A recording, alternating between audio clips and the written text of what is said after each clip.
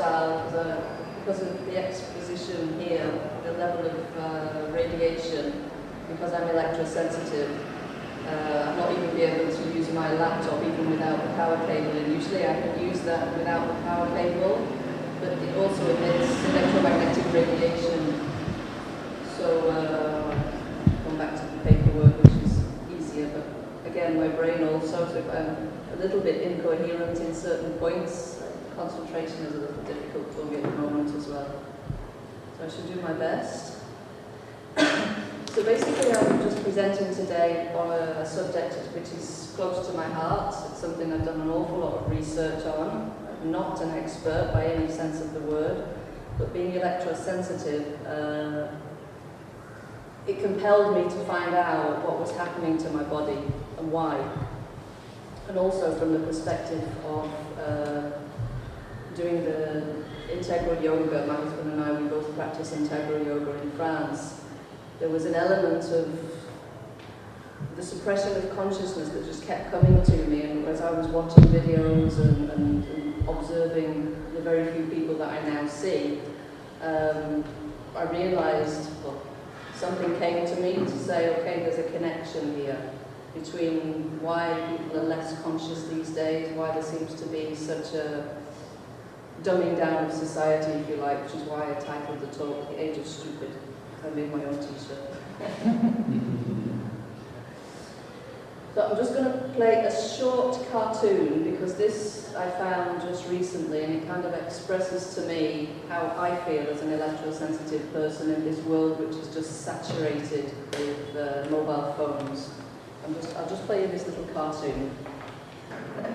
More or less expresses exactly how I felt when I was travelling to India and travelling through Paris. I had to go on the metro like this, keeping my head away from people. This is what I feel like. This is exactly how I feel when I'm in amongst a crowd, when I'm observing people and just see this sea of black, shiny objects. And everybody has one in their hand, can't put it down. And, well, consequences of which we'll see in the not too distant future, I'm sure.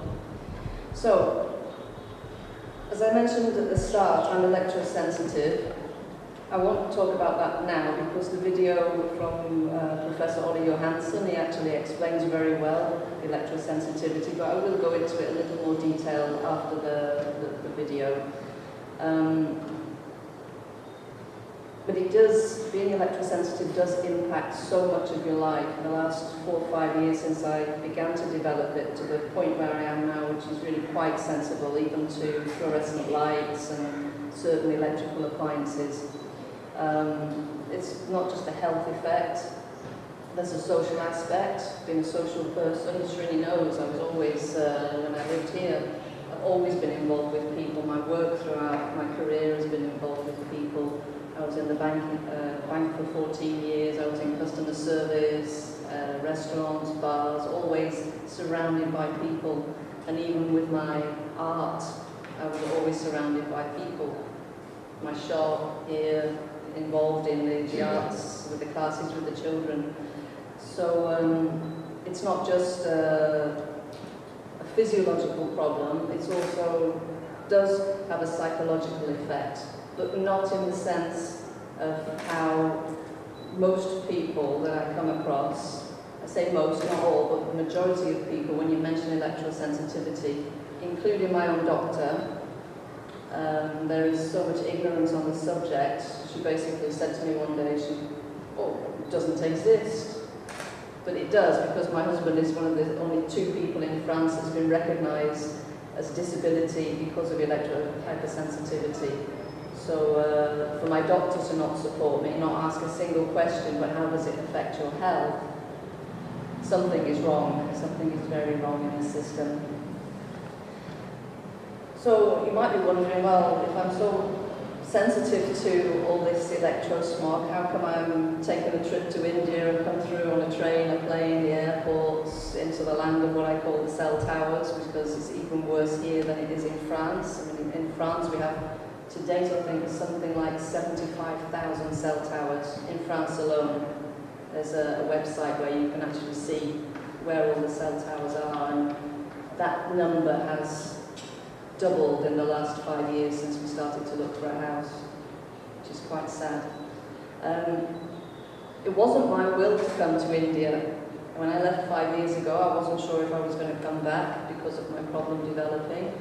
As I say, I practice integral yoga, and just 2 months ago there was this strong, you say it's a feeling, it's not, it's more an intuition, it's a calling, that I must come. I didn't know for what reason at the time. I asked, okay, if I'm supposed to go, but please give me a real sign. And the day after, the first thing I see on the internet when I'm just checking some YouTube channels is Incredible India advertisement. So I said, okay, well, not that I'm not believing you, Mother, but please, just one more sign, please, and then I'll know for sure. So the next day I get another video of one of my channels I subscribe to, and she'd done a trip to India on archaeological discovery, so okay, I give in. When I searched for my tickets, I just keyed in some dates to find a price.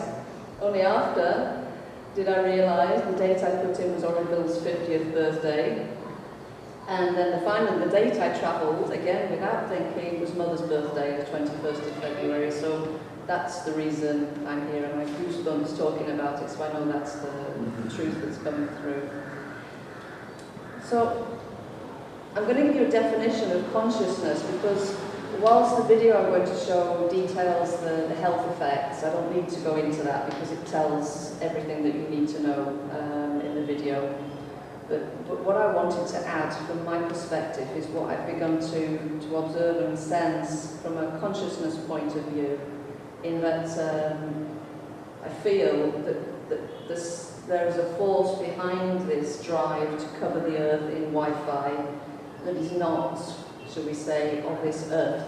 It's not physical, although there are people, puppets, you know, directing everything in its course. It's coming from a force much deeper than that, which is what Mother would have termed the Atlas force, the Lord of Falsehood, the Lord of Nations even, which when we think of United Nations, one world government, all points to the same, for me, it all points to the same background that's pushing and pushing at the moment to create as much chaos as possible.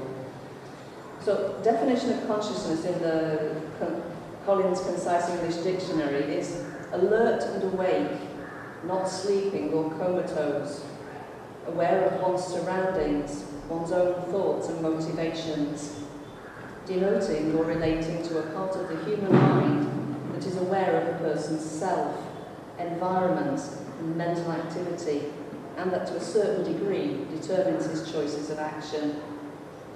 So the term consciousness, it's not simply related to spiritual matters. To be conscious is not necessarily just to be spiritual. To be conscious is to be aware of everything around you, the smallest details, how what you say, what you think, what you feel actually affects other people because of the vibrations, and also how other people think and feel, how their vibrations affect you. So consciousness is not just about spiritual awareness. The Mother said in the agenda, the conditions in which men live on earth are a result of their state of consciousness. So if we're in a state that we're feeling depressed, oh, I don't have enough, this is a terrible world, it's our own fault, actually, because we're not connecting, we're not making that effort to connect with self to start with. And by connecting with self, obviously we connect with that source. So should then a conscious being not do what they can to maintain a safe and sound environment for themselves, to create the optimum environment to not only develop physiologically on a physical level, but also to develop, especially in Auroville, the nature of the source of the birth of Auroville being the mother, should we not be trying to be conscious of these things, because by being conscious of all these things that are being hit at us from side to side in various directions, not just from the electromagnetic radiation, but from other sources as well. We should be really conscious of all of this and take all of it into consideration. So it's one thing to take good food, take exercise, but we need to keep our minds healthy, because if our minds are not healthy, if our brains are not clear, there's no way that we can connect.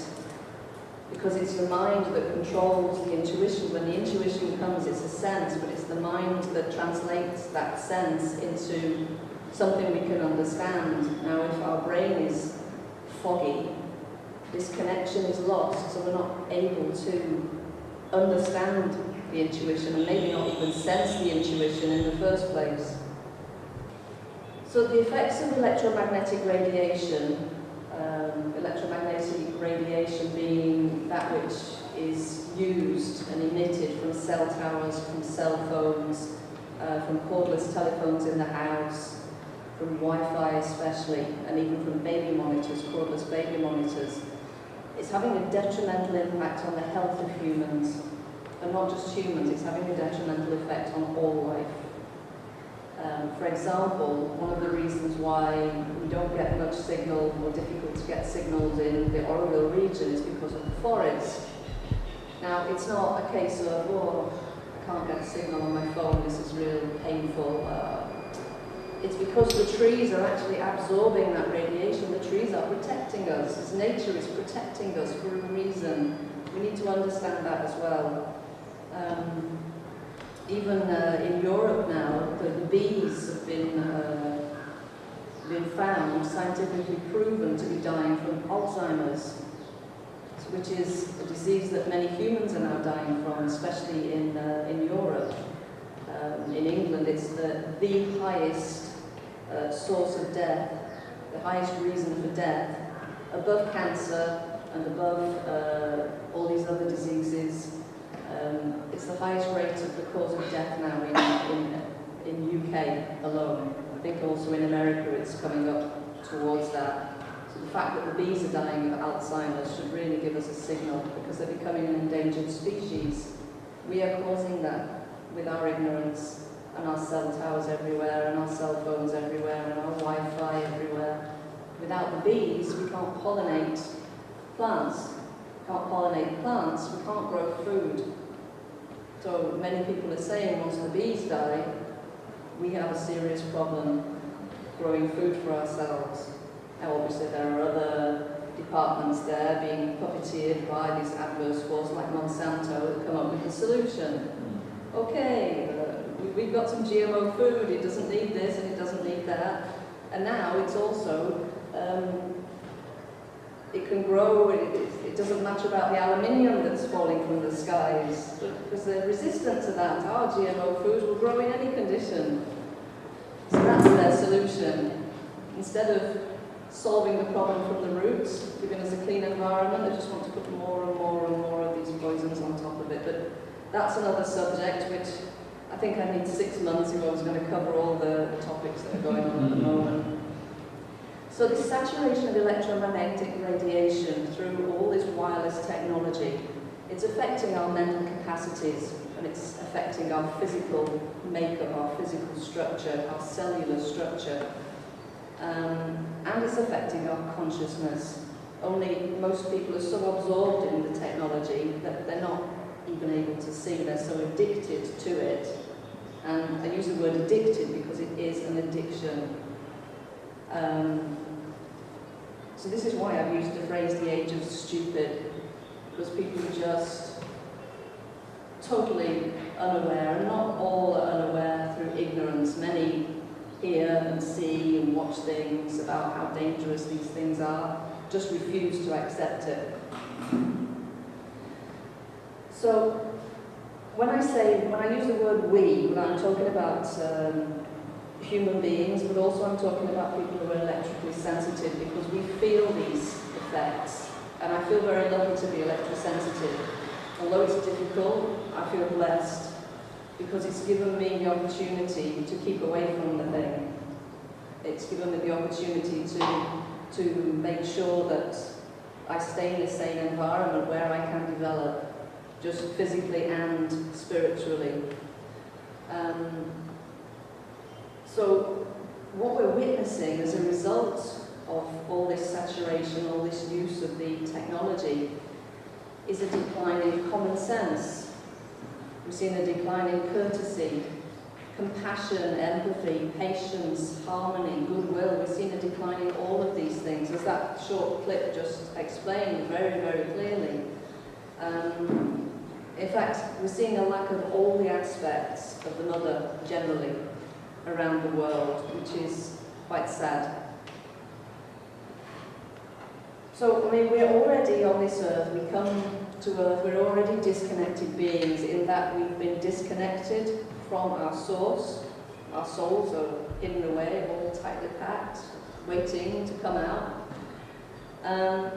We're here as human beings to re-establish that connection. That's what our job is, that's what we've been put here for, that's the divine play, that's the divine's wish. He wanted to manifest something so that he could experience his self through us, and for us to then, through that experience, to reconnect. But without the clear mental capacities, without clear thought, without clear reasoning or clear concentration, without a clear antenna, which is our pineal gland of the third eye, then how can we know through intuition? How can we feel this intuition when it's the brain that deciphers this for us, as I explained before? Without a clear mind, how can we possibly reach the goal of transformation for which we are here as human beings? How can we bring down that into this if we're not able to even just sense a small part of it? So, what I just want you to remember as we go into this presentation, and I say this because I'm here in Auroville, and this is the place where this should be understood, is I want you to remember Mother's work, because this is an integral part of why Auroville is here, why the people of Auroville are here, because of Mother's consistent work for at least 90 years, and she began at the age of 5, so at least 90 years she'd begun to develop her own reconnection and her consciousness, but especially for the last 17 years, which is all documented in the agenda, was her work on the cells, the mind of the cells, the consciousness of the cells. And when you watch this video, you'll understand just what an impact this technology is having on our cells, which the mother described as little people.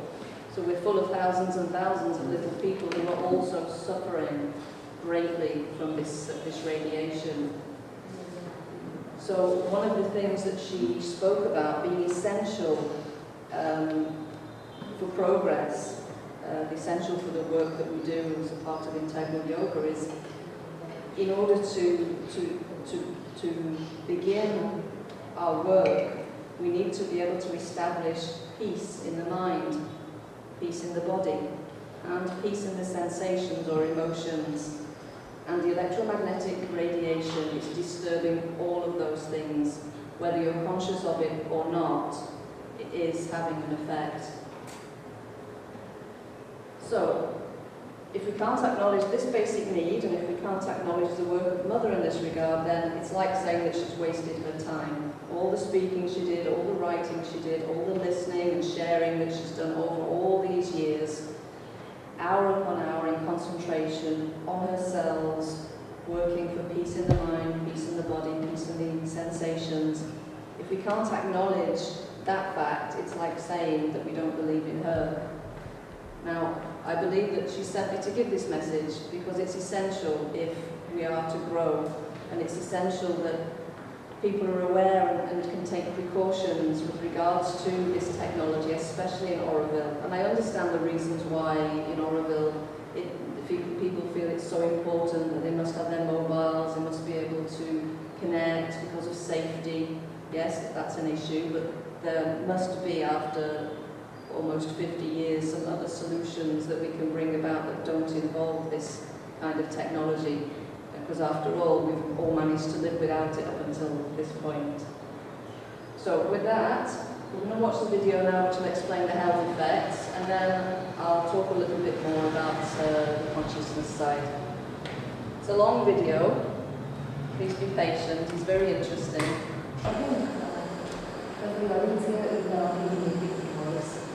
Yeah, most of the audience are from Yatra, so. Well, I'll continue because it's good practice.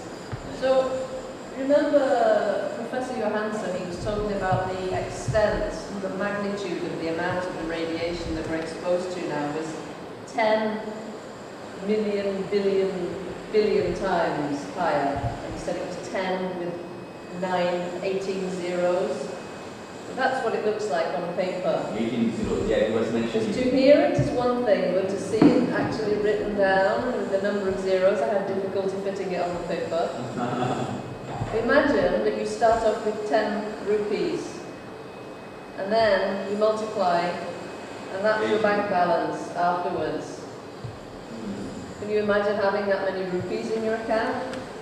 Nobody can. I don't think even the richest of the rich in India have that much money in their accounts. And that's the extent of the multiplication of what you're exposed to.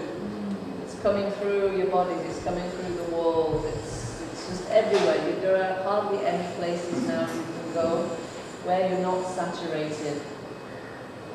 We're privileged to stay here at Yatra because despite the fact that we do have mobile phone tower in new creation, which is a huge monster, and now it used to be one, but there are 3 now in Copenhagen, plus all the bits in between, the Wi-Fi in the restaurants, all the way along the road, beating out everywhere you go. Here, I've used my smog meter. I have an electro smog meter that I carry with me everywhere. Not that I can't sense radiation, but like now I'm saturated, so my body's already painful, nerve pains, headaches. This at least allows me to search for a place that is reasonably safe for me to stay when I'm traveling. For instance, at the airport, I can use this. I know it's bad because everybody's using cell phones, everybody's searching the internet, there's Wi-Fi everywhere, but at least I can find a place where there are no people, usually right at the far end of the airport. I have to walk a long, long way just to find a spot where I can sit where there are no people. And this just confirms to me at least I'm protecting my body by making sure I put myself in a place where it's not fully radiating all the time. So that's the figure that we're given. So see, it's difficult to find videos to show to people because there is so much information. It's difficult to find and compile all of that information into one spot. So if you're not aware of anything about electromagnetic radiation, it's where do you start? So Professor Johanssen is an expert in his field and he has covered everything. He's got many videos, many presentations. This one I found to be the most easy to understand in terms of a layperson who's not really heard about electrosensitivity, for example. So I've just got a few more points just to add to you, just to perhaps make you aware of how this actually affects your body. So for example, I think now in here we have 4G. We have 4G now here? Yeah. 4G is now all the way around the world. But just 30 minutes of exposure to 4G, so that means 30 minutes in the vicinity of a cell tower, 30 minutes in the Wi-Fi, 30 minutes on your telephone, which is easily done if you're talking to somebody that you know. 30 minutes of exposure to that affects not just the side of the brain where your phone is, it affects your full brain, it affects both sides.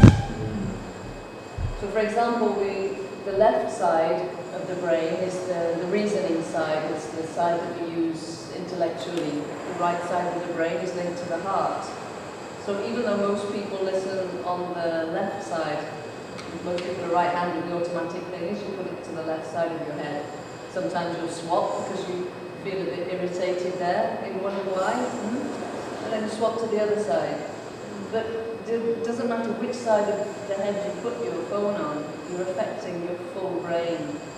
There's a chart there on the wall, and the first image is a 5-year-old who has a very thin skull, 0.5 millimeter skull. Now, the white portion is the effect of the radiation on that child's brain. So that's a 5-year-old child, and it's affecting almost 100% of his brain. The next one is a 10-year-old child. Almost 2/3 of the brain are affected. And the next one is an adult with a skull thickness of 2 millimeters. So roughly 1/4 of the brain is affected by that. But when you consider the difference between the adult and the child, and you see that every child seems to have a phone now and is constantly using the tablet or the mobile phone, can you imagine the amount of radiation that's penetrating their brains? You can't see it, you can't smell it, but it's there. So a study on typical student behavior was done recently in America, and they found that the students sent an average of 109 texts per day, and they received about 113 texts.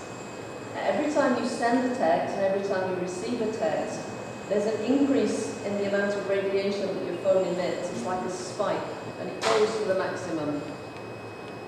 So that's 3,200 messages a month, one child, one student.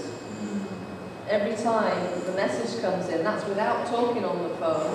Every time the message comes in, that's the amount of radiation that's pulsing through their brain.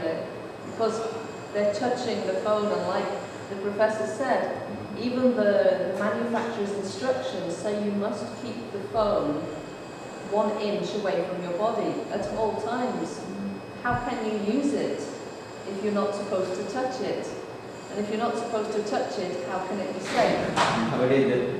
Near the heart. Yeah, people put it next to their heart. That's what they're talking about, breast cancer. Women have got breast cancer in exactly the spot where they put the phone in their bras. Men are getting cancer of the testes because they're putting their phones in their pockets. They're getting prostate cancer, infertility. Put it in the back. People are getting patches of cancer exactly where they're keeping their phones. But the point of the matter is that the manufacturers state in the small conditions that they don't print out anymore. You used to get the booklets. But if you go into your phone, you have to go way deep down to legal, disclaimers, safety. Finally, after searching, and who does that, it says you must keep this phone 1 inch away from your body. And they put that because then you can't go back to the company if you get brain cancer and it's proven it's in the shape, and they're coming in almost in shapes of where the cell phone is. You can't go to the company and say, your phone has given me brain cancer, because like he explained, they'll ask you, how did you use the phone? Oh, did you put it close to your head? Oh yes, I made a call like this. Oh, but our disclaimers say that you should keep it 1 inch away from your body. So that's the loophole in the law, so that they're not responsible. You're responsible. You're the only people who are responsible for your health and for the use of your mobiles. So what Olle didn't speak about here was the increased rate of autism, and I just want to give a little bit of information on this because it's very relevant.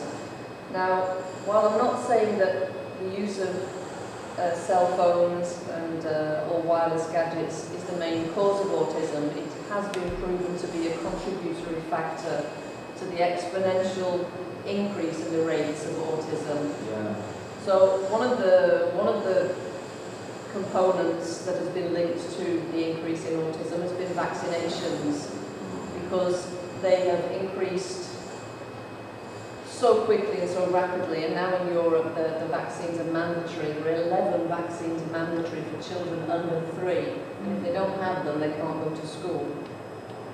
And these vaccines are containing chicken embryos, they're containing cultures that have been grown in monkey brains, they're containing genes from human embryos, aborted fetuses. They're using these in the vaccines. There's mercury, there's aluminium, there's all these nasty, nasty things that are not given to the parents. The parents don't get a list of ingredients.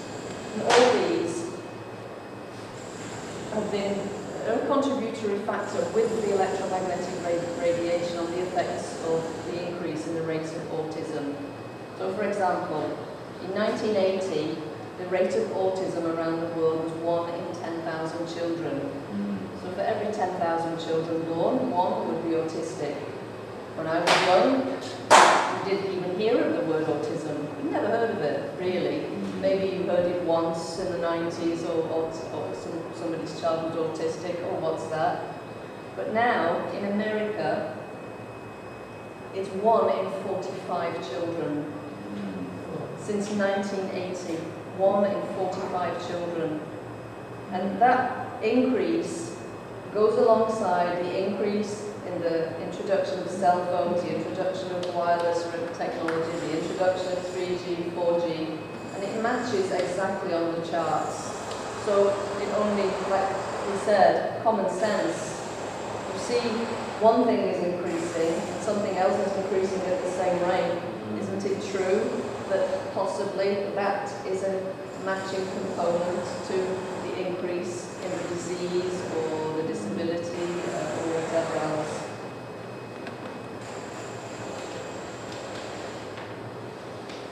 So I mentioned right at the beginning about ignorance of the medical industry with regards to the health effects of this wireless radiation. I don't know if they don't want to know, or if they know and they can't say, but certainly it's not really something that's taught when they're studying medicine, that this thing is dangerous, because it's relatively new. Really, only since the late 1990s have cell phones really started to become a household. Every individual has got one. I mean, for instance, in India, people can't afford shoes in the villages, they've got a cell phone. So this has got to tell you something about how much the industry wants people to have these appliances. And then maybe you could ask the question, why would they want everybody to have a cell phone? It's not for communication, it's for something else. Because if you've got a cell phone, it's reducing your cognitive abilities, you're using it all the time, you're exposed to the radiation, it's affecting how your brain works. And in fact, and I can't really go into that subject too much now because I don't have time for it, but there's the issue of mind control. And it has been proven, and they've been using the technology since the Cold War, since the late 60s, maybe even back to the 50s, where they use this radiation, this frequency, to control people's minds. They've effectively controlled groups of people. So if they can have a group of people, they can pick on, for instance, a village.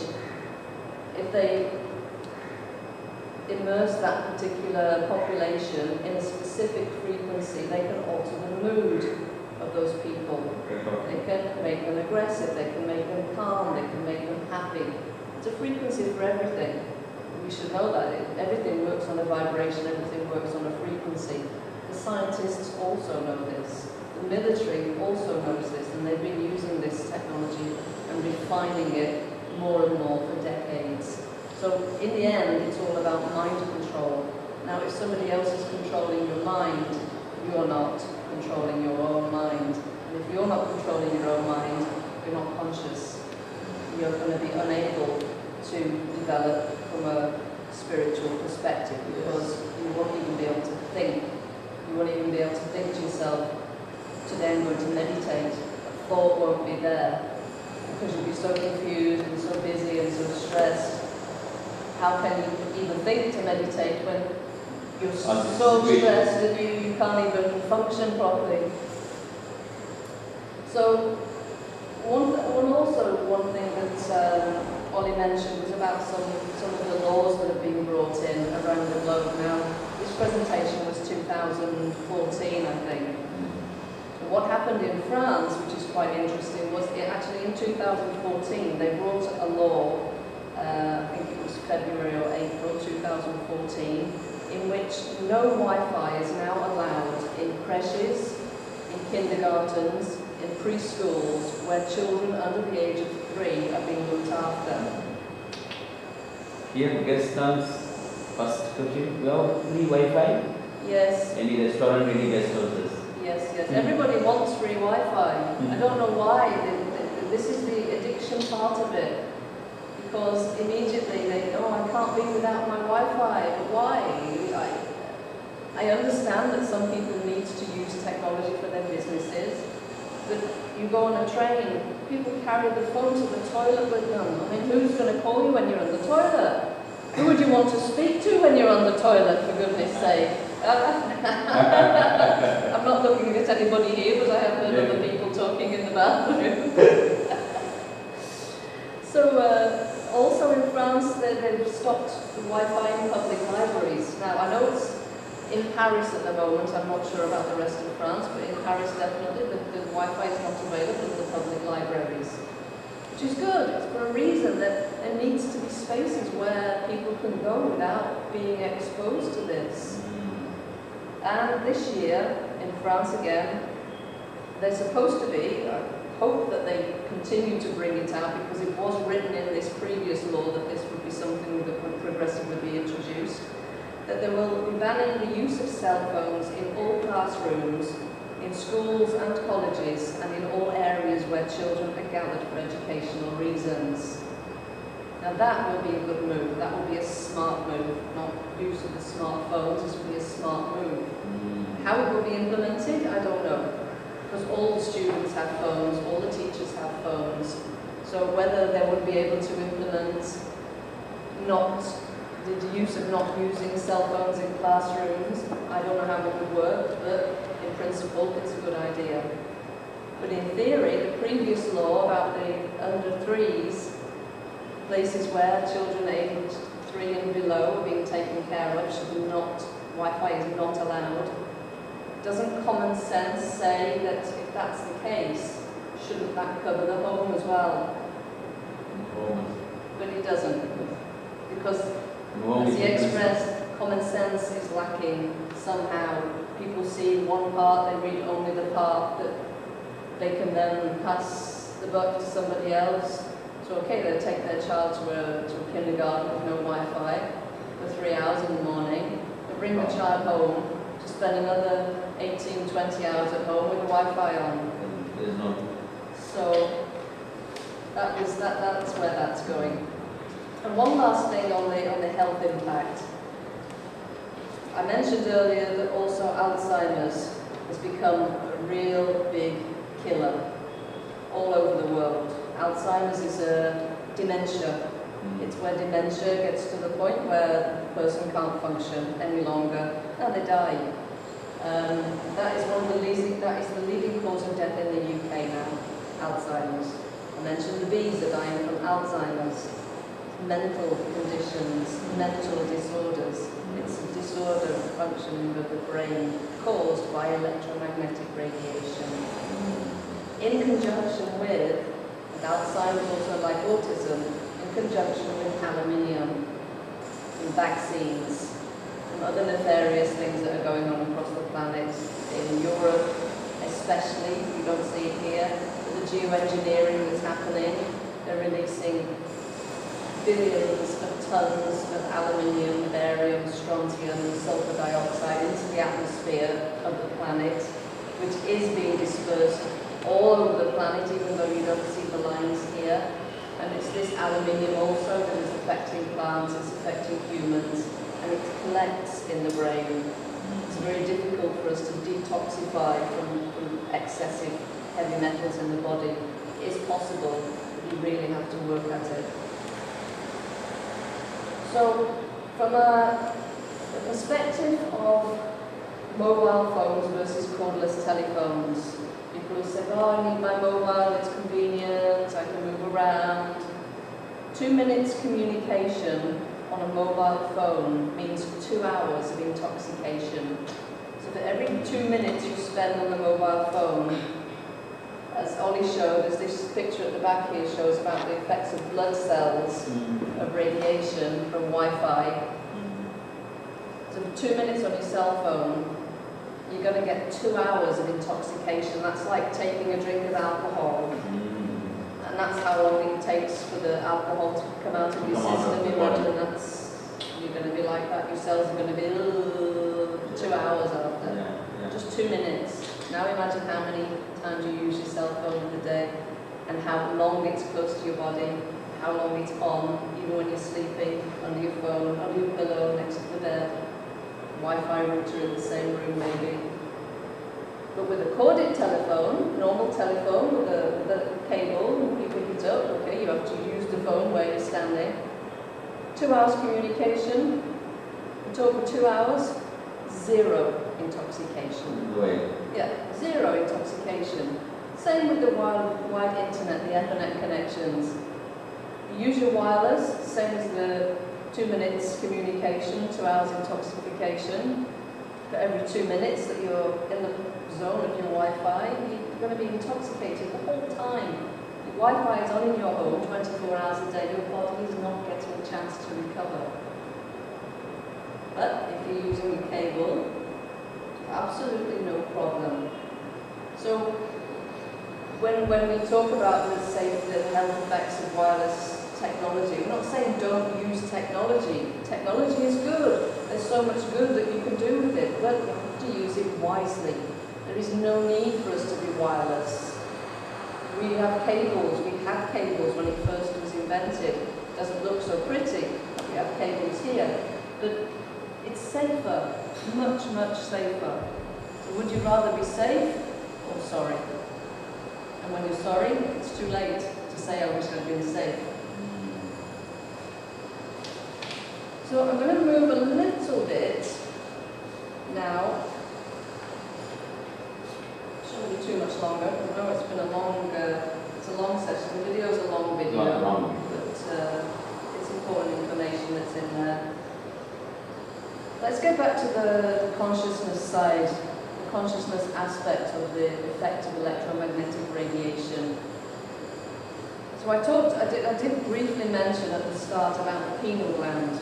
Now the pineal gland, imagine your head is here like this, the base of your spine is actually inside your skull, the base of your brain. Your brain is like a cashew nut. Imagine the cashew nut, and in the inner vein, in the middle is where your pineal gland is.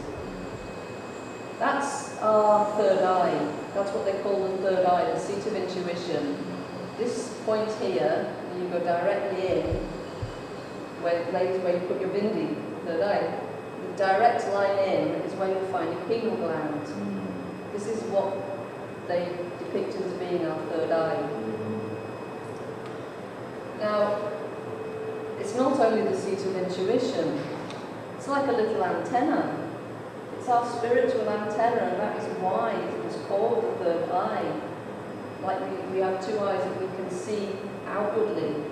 This is the eye that we can see inside, which is up or in or down or wherever we imagine everything else is. This is our little antenna to view everything else, to feel everything else, to gain our knowledge, to gain our spirits for our connection with the divine. And the pineal glands are being calcified. The scientists have proved in Alzheimer's patients especially, when they've done autopsies on the brains of Alzheimer's patients, they found that the pineal glands have been calcified. When we say calcified, it's like a layer, this crust has formed all the way around the outside of that gland, like the shell of a cashew nut. It's calcified, it's blocked. So nothing's getting in and nothing's getting out. One of the other functions, a very, very important function of the pineal gland, is that it provides one of our most essential substances as a human being. It provides melatonin. Now, melatonin is what our brain, what the pineal gland secretes at night. You shut off the lights, you close your eyes. During that process of sleep, when you're in darkness, our body produces a chemical called melatonin, and it's this melatonin which allows the body to repair itself. That's why we sleep, because our body is repairing itself. However, wireless technology and the electromagnetic radiation blocks that process of melatonin secretion. Now, if your body's not secreting its repair mechanism, it can't repair. So the cumulative effects of the radiation continue to degrade the cells, continually killing the cells, continually breaking DNA, continually making damage to your skin, to your eyesight, to your brain cells. And there's nothing being produced that can repair that. The immune system also, yeah. And so by blocking this secretion of melatonin and by blocking our internal antenna, essentially what's happening is our bodies are being forcibly sent into a state of degeneration. Because we're not repairing, the only thing that can happen is for our bodies to degenerate. So one of the typical signs of overexposure to radiation is it ages people. People start to look older than they are. You notice outside people look tired, a little grey, they've got wrinkles. Part of that is because of this exposure to the radiation. So I want to talk a little bit about the addictive side of this technology, because this also has a root in the consciousness aspect, as I see it. And one of the main problems that somebody who has an addiction to any substance, to drink, to cigarettes, I know, to this technology, is there's a fear at the cause. The root of all of these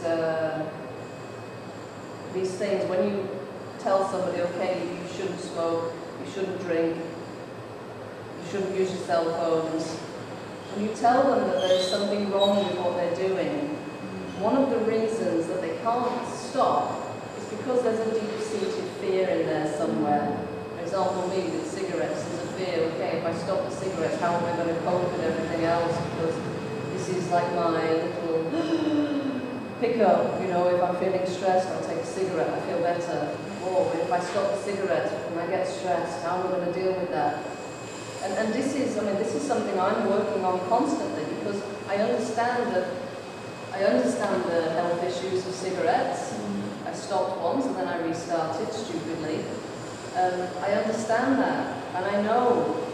So I know that there is a problem. It's the same with alcohol. We know there is a problem with alcohol, but what we are finding now is that there is a problem with the cell phones, there's a problem with the wireless technologies, there's a problem with the radiation, but there isn't this we know yet. Some of us we know, and so we don't use. I don't have a cell phone, I don't use a cell phone, I don't use Wi-Fi. But for instance, with the cigarettes, I know it's bad for my health, and I continue to smoke, and I know that if I don't stop, what's worse than being ignorant to the fact that something is bad for you is knowing that it's bad for you, but choosing to ignore that. That will block my progress. I know that's something that will block my progress. But I also know that this is a big hurdle we need to conquer, and that if I can conquer this, then most of my other little things, obviously there are plenty, everybody has plenty of things to rise over, but most of the other big topics, I should say, have been covered. I've managed to, one by one, slowly take control of those things. Hopefully this will be the last big hurdle to go through. So, when we talk about fear, probably getting a little bit disjointed here now, because even all this technology here is, I can feel my body buzzing from the sockets, starting to lose the train of thought a little, so I'll just keep going, and if it doesn't make sense, we'll try again tomorrow. Yeah. But fear is is the root of all what we call dis-ease. So when you're not at ease, you're at dis-ease. But when we talk about dis-ease, we also use the word disease, because the word disease, illness, is simply dis-ease. The mother talks very much about dis-ease of the body. It's not an illness, it's something that's not happy, not coordinated, it's not tranquil, it's not peaceful. So when you live in fear, you can never achieve peace. You can't. If you're afraid, you'll never be peaceful. Whether it's you're afraid of snakes coming in your garden every night, so every night you're not peaceful because there might be a snake. You're constantly going to be, you're not going to be peaceful. You're afraid of mosquitoes, the mosquitoes will come, maybe I'll get TB or maybe I'll get malaria. So all night you'll be, oh, it's going to bite me, is it going to bite me, am I going to get sick? It's fear. You're not going to be peaceful. Fear is behind nearly every single bad feeling and ill will. When you look at, for example, jealousy, jealousy is a thing in itself, but if you look at why is somebody jealous, it's usually because they're afraid of not having enough love, not having enough things, not being popular. And the jealousy comes because somebody else has love, somebody else has the things, somebody else is popular. The jealousy becomes through their own fear of not having that. That's where the jealousy comes from. It's the same with greed, it's a fear of not having enough. It's not just I want. Behind, deep behind is the fear, if I don't take this, I won't have enough. So pain is also often a manifestation of a hidden fear. The Chinese medicines, there are many books on the subject where, for instance, if you have pain in your kidneys or you have pain in your stomach or your shoulder, it can be attributed to some deep-rooted fear, some deep-rooted memory even of something that can cause the pain. So deep behind nearly everything that's bad, if you really search, you'll be able to find something that somebody's afraid of. It might not just be a small thing, it might even be something from when they were a child that they would never remember, but that fear is still there in the subconscious. So subconsciously, there is a fear behind the addiction to technology. Because if you were, for example, I don't have this problem because I don't have a cell phone, but for somebody who has a cell phone, how many times do you think to yourself, for example now, how many times have you thought during the last 2 hours, I wonder if somebody's called, I wonder if I've got a message, maybe it's important, maybe I missed some work. It's a fear, you're not peaceful because you'll be thinking, in the back of your mind, I should check, maybe somebody called me. Or, if like me, to let go of that technology, there's the fear of being considered to be a bit strange. Well, she doesn't have a cell phone. Strange. But for a lot of people that would be a problem. They might be fearful that, okay, if I stop using my cell phone, what are people going to think about me? So it's a natural human thought. What is other people going to think about me if I do this, which is not in the normal flow of everything? You might be afraid if you were to not use your cell phone, or if you were to put your cell phone in flight mode most of the day, you might be afraid that you're going to lose some friends, you're going to lose some work. Because in this day and age, somebody sends you a text message, there's such an urgency for a reply. I used to use a mobile phone, I know how it works. You send a message, 3 seconds later, what, no reply? You send another message. What, you're too busy to talk to me? The aggression is already there, just because you've sent a message to someone and they've not replied straight away. Whoa, who are you? You're not replying to me. Another 5 minutes, they don't respond to the second message. Yes. Oh, then they call. Well, I'm not talking to them now. Huh?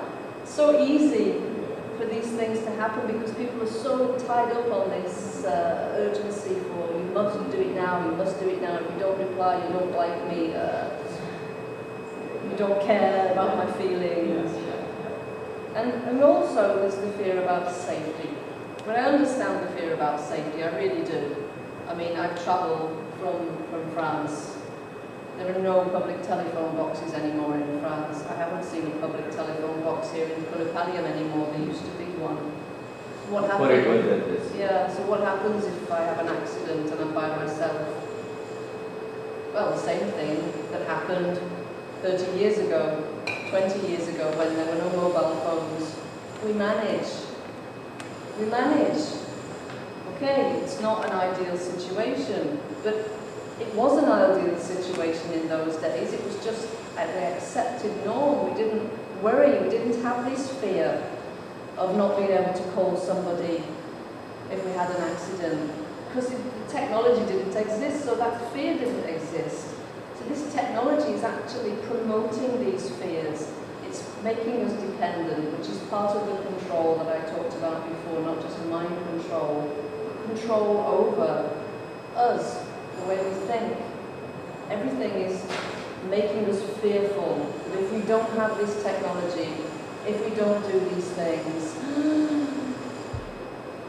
we're going to lose ourselves. When in actual fact, by doing all these things, by having all this technology, we're losing ourselves. So, I did mention right at the beginning a little bit on the force that I personally, and not just me, there are many out there on YouTube, truth media if you like, there are many people who are spiritually inclined, who are coming to the similar conclusion. Maybe it's just that sometimes when you think of something, when you have this intuition, only then do you suddenly begin to find other people with the same ideas or thoughts. It's like anything. It could just be that I found them only after I got my intuition, because that's the only time then that they are shared and I become aware of their presence. But there are more and more people who are talking about this concept of the devil behind all that's happening in the world, and we call it the devil, but in the integral yoga it's the Lord of Falsehood, the Lord of Nations, the adverse forces. Whatever we want to call it, it's still the same thing. It's contrary to the truth. It's that fights us. It's that stops us from bringing down the light. It's that stops us from reaching inside to release our soul, connecting back with the one. I don't know if many people would be aware, it depends if you have read the agenda or not, but Mother actually had a conversation with this entity many years before. This entity that she called the Lord of Nations. And when she had this conversation with him, we'll call him him, just to put sex on it because we need to do that in our world, but this entity said to her that he knew he wouldn't win. He knew he wouldn't win. He won't win. But he's going to create as much chaos as possible before he leaves. Now, I feel personally that this is that time. This is the time of this great chaos. It's because it's just been spiraling so quickly. We didn't have electricity at the beginning of the 1900s, it just started to come in. So in the last 120 years, we've gone like this, up skywards into stupidity with the technological advances and everything else that's gone. It's gone so quickly, and just in the last, I would say the last 5-10 years, the last 5 years actually, the advancements in technology from GSM, used to be just GSM for your telephones, to 2G, to 3G, to 4G, now next year's 5G. Everything is speeding up. The GMOs, the geoengineering, everything, all these things is just speeding up and speeding up more and more and more and more and more until finally, well, we don't know. We can hope for what will finally arrive, but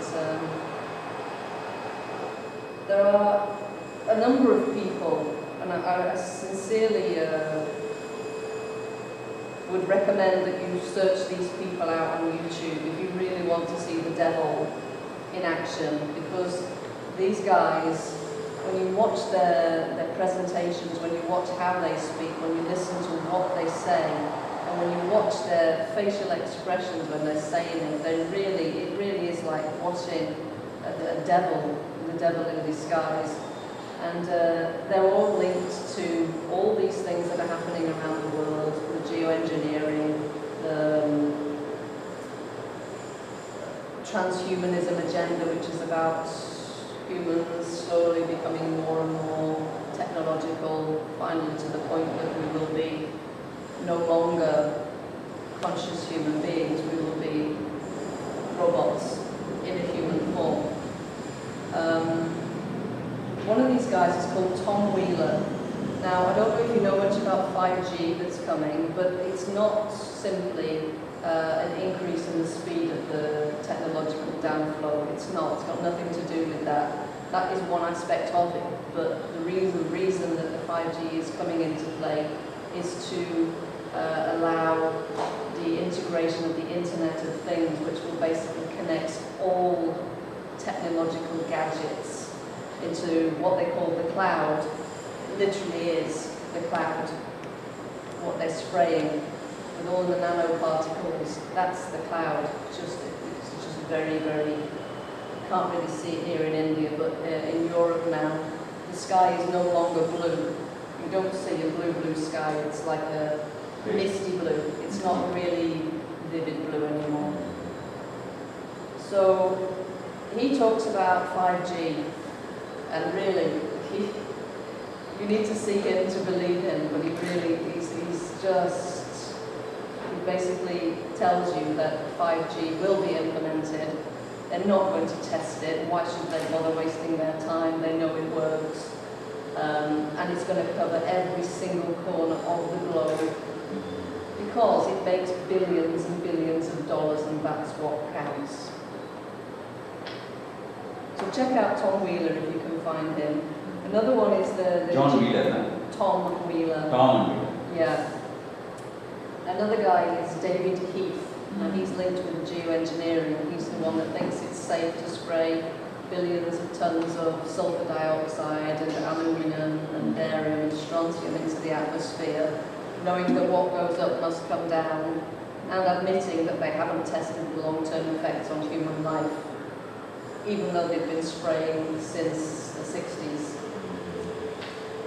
And the other guy is Ray Kurzweil, and he's the one that's linked with the transhumanism elements of all this. They're all linked together in one way or another. But then the only name that came to mind after I'd written these three down was Hitler. Hitler. So we all know what happened with him, with Mother and Sri Aurobindo. So need I say more? All I see when I see these people is I just feel it deep down inside that they're coming from the adverse force. And this is the force that's pushing. They are puppets, of course. This is the force that is behind them all.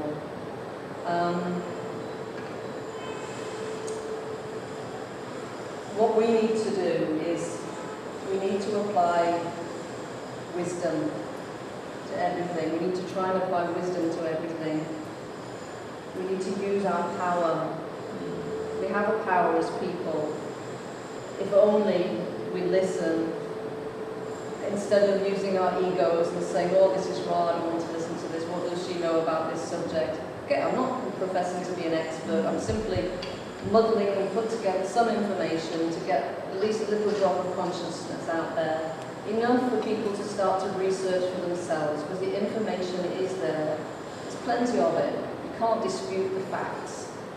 Yeah. You can't dispute the facts. And you can't dispute your own intuition. And that's the reason why I'm talking the way I'm talking, because I feel my intuition, I feel it's strong, and I know it's not just coming from me, from my own personal experiences over the last 4 years. Only if we apply our wisdom, use our power, are we going to be able to keep our peace? And only if we are able to keep our peace are we going to be able to maintain any kind of harmony. Because right now we don't have a lot of harmony going on. So I'm coming right to the end, slowly but surely. So as I said, it got a bit muddled somewhere in the middle there. I'm just going to use 4 words, because they all begin with the same thing, but they all have completely different meanings. So the first word is transcendence, which means to go beyond this reality. Now Buddha worked for transcendence. That was Buddha's work. He worked to transcend. He went outside. Now, in the world, especially in the West, we have the word transgender has become the big issue.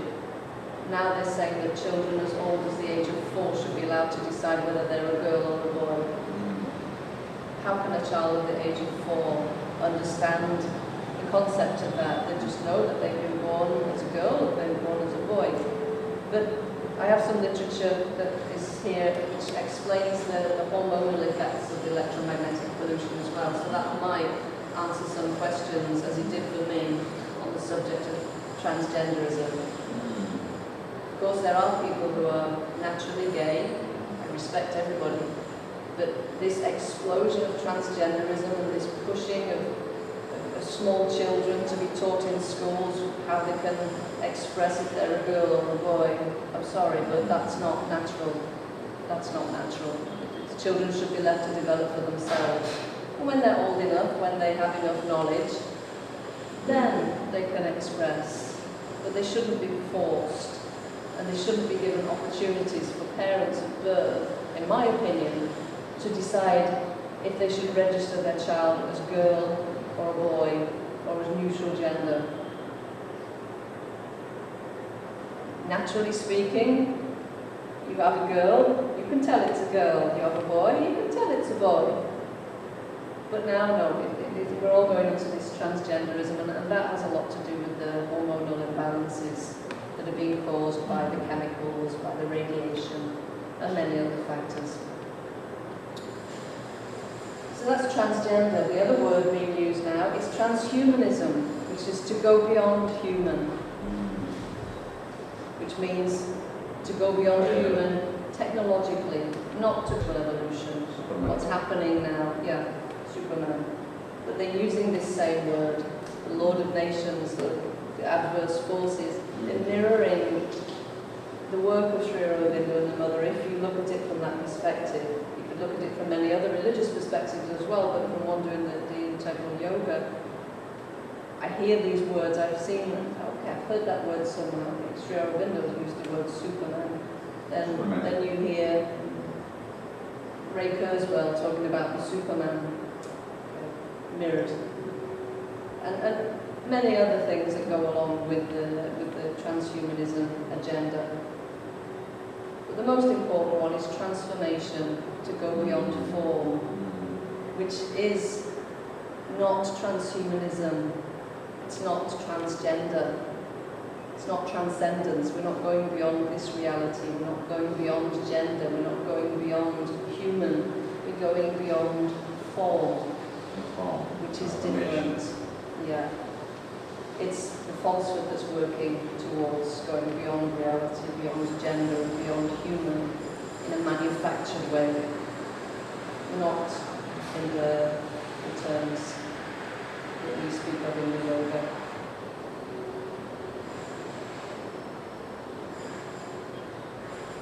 So I have some other things, but maybe I'll save that for another day.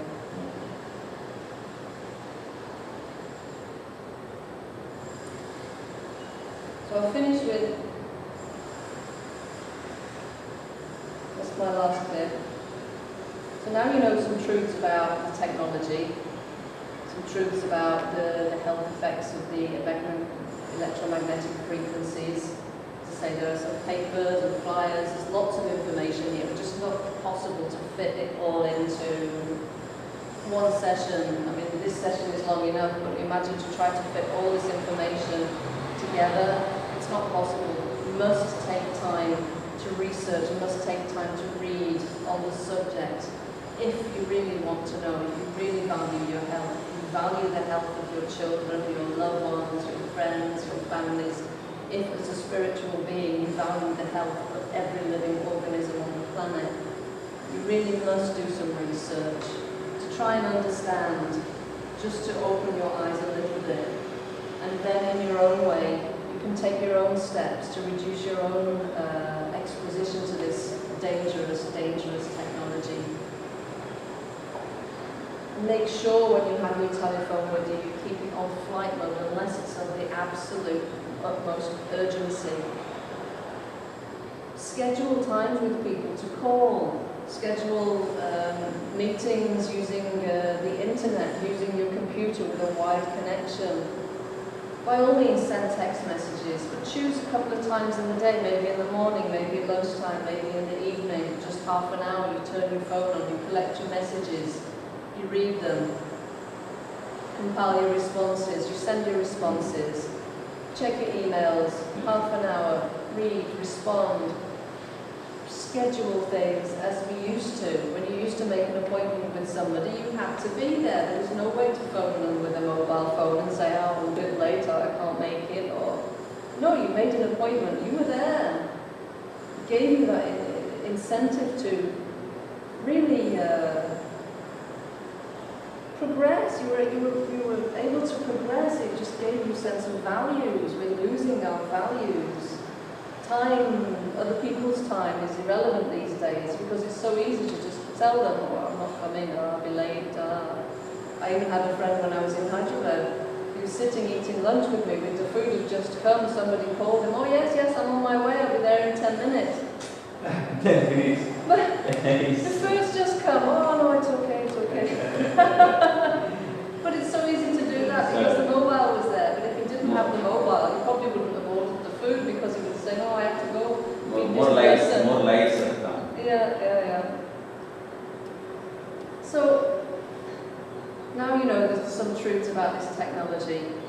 A couple of questions for you. Will you choose to ignore it for the sake of convenience? Or will you try to at least make a few changes? I know people who found it difficult at first. I have friends who've made an effort to change their habits, to turn off their phones at night. And now that they're also aware that you can turn the phone into flight mode, it doesn't mean you can't use the functions on the phone. You can use the alarm clock, you can use your camera, you can listen to your music, you can read your literature that's on there. The only difference is that you're not going to get any calls and the radiation is not flowing to and from your phone all night long while you're trying to sleep and while your body needs to produce melatonin to recover from the day's stresses. At least if you have a good night's sleep away from that radiation, when you're outside during the day, your hours and hours of exposition, at least your body has a chance to recover in some way, shape or form. So, I know it's hard to detach. I know there's an addiction to these phones. I know the reasons why people, now that they're addicted, are going to find it difficult to release, to surrender, to let go of the technology, even just a little bit. But we need to conquer these fears and understand, literally, I would say 99.9% of the times, turning your phone off is not going to cause somebody to die. So the only person that is likely to die if you don't switch it off is yourself. And I say that with sincerity, that if we continue to use this technology day in, day out, 24/7, within the next 20 years, every single one of you will know of somebody who has died because of use of the cell phone, because of a brain tumour, because of in French we call it an ABC, a burst blood vessel that causes a stroke. Every single one of you will know somebody that's had a heart attack, or has breast cancer, or has testicular cancer, is infertile. Within the next 20 years, we'll all know somebody who suffers from autism. We can guarantee we have 7 people in this room by 2025 it's predicted that 1 in every 4 people will be born with autism. So that's 1, 2, 3, 4. Shouldn't you stand up? So in a group, you have amongst a group just this size, you have 1 more person standing up, will be autistic.